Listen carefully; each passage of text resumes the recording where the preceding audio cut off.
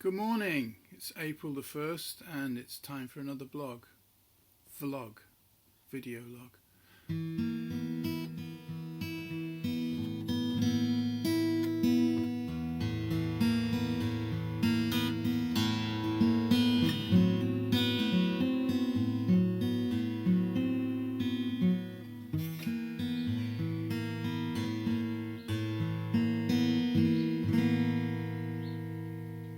So I'm playing in the key of H, the Nordic key of H, which is something I hadn't come across until moving to Norway. In it you can hear the kind of high, lonely sound of the Arctic skua crying above the fjords of the high north. I mean, this is just a facsimile, really. You need to be outside and the temperature has to be close to zero, with an echo from the granite cliffs of the high north of Norway.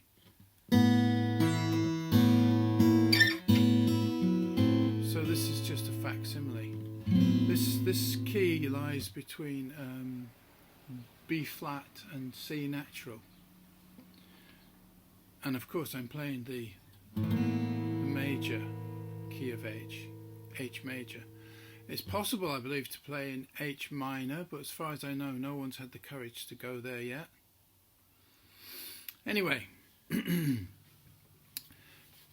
speaking about keys and tunings and so on, I recently came across the James Taylor method of tuning guitar strings, and it's not James Taylor alone that does this, but you're basically tuning down each string a specific number of cents, what's called cents, there are 20 cents usually on a tuning machine that you can go down or up from the actual spot on tuning. And so the theory is, if you tune strings a certain number of cents below normal concert tuning, you get sweeter sounding chords and scales. So I tried this, and it does sound different, but it also made me nauseous, and actually nausea that lasted for the rest of the day. So I'm not sure that I can even recommend it to anyone, but it's an interesting thing.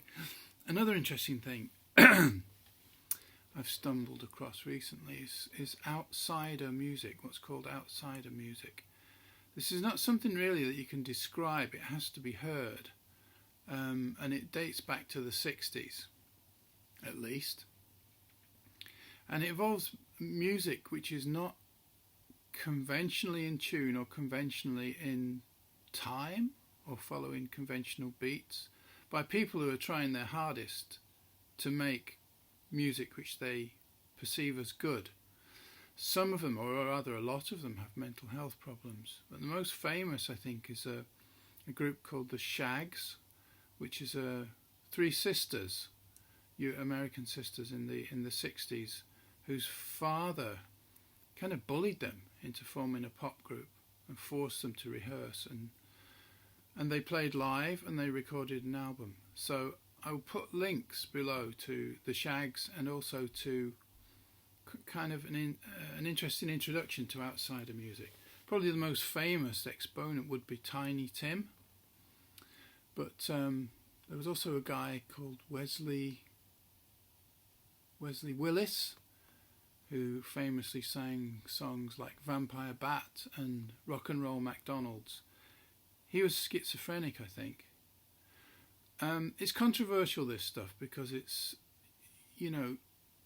depends on the reaction of people listening to the music. Are they laughing at people who are sadly afflicted? Is it a freak show? But some famous musicians have found this stuff really inspirational. And I'm thinking like Frank Zappa, Ornette Coleman, people who played avant-garde, free jazz. And even to this day, people find this stuff inspirational. So that's enough about outsider music. What am I up to? I'm still pursuing the fusion of jazz with rock sounds, my own poetry, sometimes rap, to do something original, but very conventional compared to this outsider music, that's for sure. It's going okay. I'm getting sometimes hundreds of views, but not thousands or millions. But then again, I'm not Taylor Swift. I'm not Miley Cyrus. I'm a middle-aged Englishman, and I'm not going to wear glittery swimsuits on stage. So my audience is always going to be limited. But it's going okay. Let's put it that way. It's keeping me interested in life. Most days when I get up thinking, yes, I do. I'm working on a new idea, and I can pursue that today. So the day is going to go well. So, what else did I want to talk about? I can't remember. So we'll keep this to being a short vlog. And I mean, there's lots of things happening which I could discuss. There's a guy being tried and convicted in Norway for threatening some kids who were physically bullying his boy at school. They had no consequences whatsoever, and he was convicted and sentenced. And he didn't use any physical means. It was purely verbal. So this is very controversial, and it's been discussed in particular on a social network based here in the Oslo area called Underskøg, which means undergrowth. It's not exactly a secret network, but you have to be invited to join it, and you tend to be invited by artists and musicians, and I'm on it now. So it's quite a small and intimate network, but it has a lot of the drawbacks of bigger ones like Facebook. Like, there's a lot of stupidity on there, a lot of dogmatism from people who don't know what they're talking about, which I may be one of. I don't know. I mean, I use it to put some of my music up, and but my music mainly is on Patreon now, Patreon and YouTube, and I use things like Underskøg and Instagram, Facebook, X, Twitter, to sort of publicise it, to try and get more attention to the YouTube and Patreon platforms.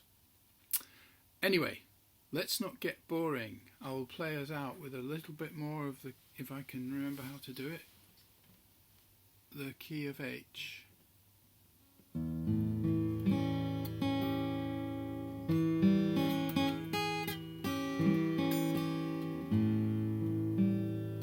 I guess Terje Rypdal's more progressive albums. Terje Rypdal is probably the most famous Norwegian jazz progressive guitarist. He's great.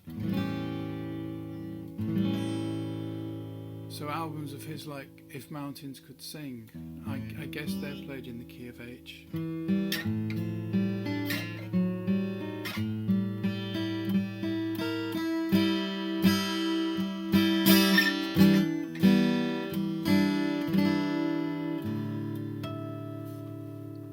That's enough for now. Thanks for listening.